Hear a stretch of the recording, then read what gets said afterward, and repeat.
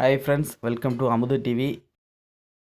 Play ஸ்டோரில் போய்ட்டு ஆதார்னு download பண்ணிவிட்டு அந்த ஆப்புக்குள்ளே நம்ம உள்ளே போயிட்டு நம்மளோட own register mobile number entry போட்டோம்னா அது வெரிஃபை பண்ணி முடிச்சதுக்கப்புறம் 6 பின் நம்பர் கொடுக்குற மாதிரி வரும். அந்த 6 பின் நம்பரை நீங்கள் ஜென்ரேட் பண்ணிவிட்டு உள்ளே போனீங்கன்னா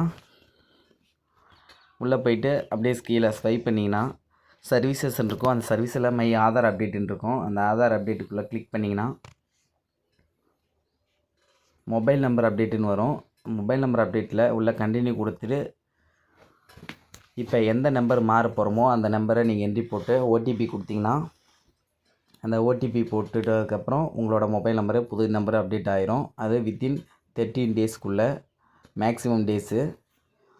இதனால் நீங்கள் போஸ்ட் ஆஃபீஸு தாலுக்கா ஆஃபீஸுன்னு போயிட்டு அலைய வேண்டிய அவசியம் இல்லை. நன்றி, வணக்கம்.